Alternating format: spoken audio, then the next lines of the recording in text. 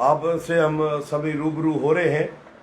3 तारीख को जो हमने एक प्रेस कॉन्फ्रेंस की थी, उसमें एक बर्निंग इशू जो पूरे जम्मू को जिसने घेर के रखा हुआ है, इलीगल माइनिंग को लेकर, उसको हमने उजागर किया था। और यकीनन कहीं ना कहीं सरकार भी उससे सत्ते में भी आई और सरकार को भी लगा कि बिना आग के धुआं नहीं होता है। अगर ये registered unit holder ultimately media में इतने ना सिर्फ भावुक हुए हैं बल्कि अग्रेसिव भी हुए हैं, इसका मतलब हालात बहुत ज़्यादा ख़राब है। और रिवर तवी को लेकर अक्सर हम लड़ाई लड़ते रहे हैं कि जो ऑनरेबल हाई कोर्ट ने माइनिंग को स्टे किया है, वो गवर्नमेंट को स्टे वकेट कराना चाहिए, क्योंकि ये रिवर तवी कईयों घरों की रोजी रोटी होने के साथ साथ सरकार का भी एक बहुत बड़ा साधन है। ये नेचुरल बेड मटेरियल है और गवर्नमेंट का ये रिसोर्स है। ये मेरा या आपका रिसोर्स नहीं है, गवर्नमेंट उसको आउटसोर्स करती है, उससे कईयों घरों की रोजी रोटी चलती है। लेकिन बदकिस्मती ये रही कि ऑनरेबल हाई कोर्ट की नज़रों में वो फाइलों में बंद है और सरेआम उसमें माइनिंग चलती है। और उसे अपनी माइनिंग की चोरी को छुपाने के लिए सरकार के चंद महानुभावों ने हम यूनिट होल्डर्स को बलि का बकरा बनाया। विशेष करके तवी के अंदर जो 14 स्टोन क्रशर्स हैं और जो बजालता बेल्ट में 8 स्टोन क्रशर्स हैं, अननेसेसरली हमें हरास किया गया। और पिछले तकरीबन 10 महीने से एक हंसती खेलती इंडस्ट्री, एक ऐसी इंडस्ट्री जिससे कईयों घरों की रोजी रोटी जुड़ी हुई थी, कईयों घरों का संसाधन हम लोग जुटाते थे, उसको बिल्कुल ब्लैंकेट बैन बंद करके सील करके रख दिया है। जो हमारी पीड़ा में जैसे अग्नि में तेल का और घी का काम उस सील ने किया है। हम सरकार का भी शुक्रिया करेंगे कि हमारी उस प्रेस कॉन्फ्रेंस के बाद कहीं ना कहीं सरकार जागी और 4 तारीख को सरकार ने इस इलीगल माइनिंग को स्क्रूटनाइज करने के लिए और अब तक जो चोरियां हुई हैं उसको बाहर निकालने के लिए कि सरकार के घर में तो पैसा कोई नहीं आया और माल सरकार का सारा बिक गया, उसके लिए एक बहुत ही अच्छी 4 मेंबर्स की कमेटी बनाई है, हेडेड बाय श्रीमान ओपी भगत जी, जो हमारे डायरेक्टर जियोलॉजी माइनिंग है और बहुत ही काबिल अफसर हैं। उनके साथ श्रीमान आरसी कोतवाल जी जो डायरेक्टर फाइनेंस हैं, श्रीमान डॉक्टर राजकुमार जी जो डिप्टी डायरेक्टर जियोलॉजी माइनिंग है, और श्रीमान रमेश गंडोत्रा जी जो ऑलरेडी जियोलॉजी माइनिंग में अपने जीवन के पिछले 25-30 वर्षों का तजुर्बा लेके काम कर रहे हैं। ये हमें बड़ा अच्छा लगा कि माइनिंग को भी और हमारी स्टोन क्रशिंग इंडस्ट्री को भी बिल्कुल एक नेशनलाइज करने के लिए ये कमेटी बनी है।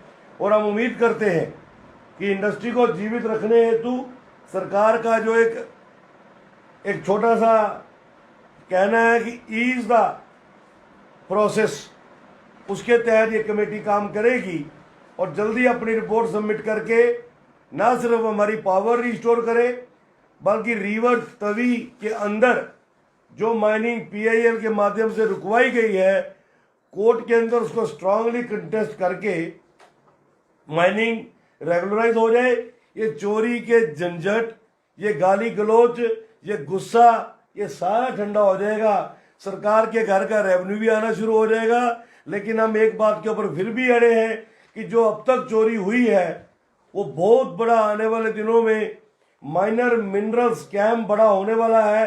सरकार उसकी सीबीआई इंक्वायरी करवाए कि वो माल कैसे बिका, किसने बेचा, कहाँ कंज्यूम हुआ।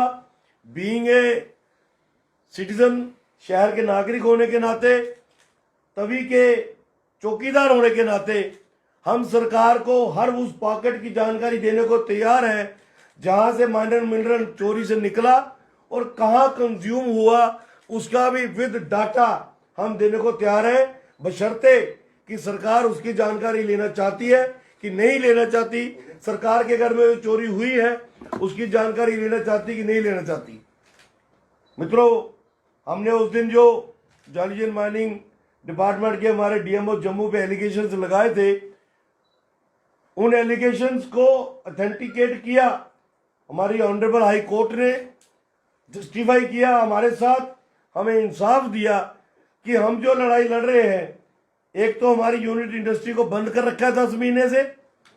एक इंडस्ट्री खास करके स्टोन क्रशर वाला अगर किसी भी कारण से 1 महीना भी बंद रहता है बिना प्रोडक्शन के, बिना सेल के, उसको 4 से 5 लाख रुपया स्टेशनरी खर्चा पड़ता है यूनिट होल्डर को। तो 10 महीने से हम बंद थे तो तकरीबन 50-50 लाख रुपया हमारे ऊपर बर्डन पड़ गया।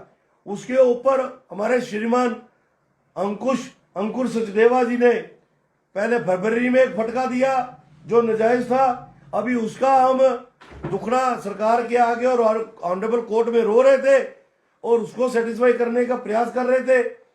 तो 27 अप्रैल को एक एक फटका और दे दिया, किसी को 90 लाख, किसी को 75 लाख, किसी को 1 करोड़, किसी को 1.25 करोड़, जो हमारे आपे से बाहर था, जिसके कारण हम 3 तारीख को हम अपना आपा भी खो बैठे और गुस्से में आकर बहुत कुछ हमें बोलना भी पड़ गया अपनी डिफेंस में। लेकिन कहीं पर भी वो किसी को हर्ट करने के लिए नहीं था। जिनके लिए भी वो बात कही गई उनको सिर्फ एहसास होना चाहिए था कि आपने किसी को कितना सताया होगा कि वो परिवार इतने दुखी हो गए होंगे कि उनको आपके खिलाफ सड़कों पे उतरना पड़ा। तो हम आपके माध्यम से ऑनरेबल हाई कोर्ट का आभार व्यक्त करते हैं जिन्होंने इस सिख होती इंडस्ट्री को फिर से जीवित किया है और उस पूरी प्रोसेस को स्टे कर दिया है। मैं ज़रूर चाहूँगा कि जो हमारे लॉयर्स डिपार्टमेंट ऑफ ज्योलॉजी माइनिंग को कोर्ट में रिप्रेजेंट कर रहे हैं वो ऑनरेबल कोर्ट के उस वर्जन का ऑनर करे और ऑनरेबल कोर्ट को ज़रूर डिफेंस में लेकर ये बात अगली तारीख पे रखें कि जनाब इस स्टे को कंटिन्यू कीजिए या फिर इस ऑर्डर को आप क्वैश कर दीजिए।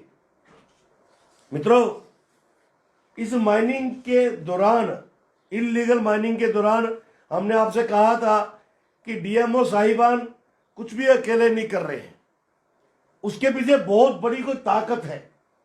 वो बड़ा ही सीधा साधा सरल सा बच्चा है और मुझे लगता है कि उसकी बॉडी को देख के तो दूसरे को लगता ही नहीं होगा कि ये किसी न किसी तरीके से कहीं तानाशाही कर सकता होगा।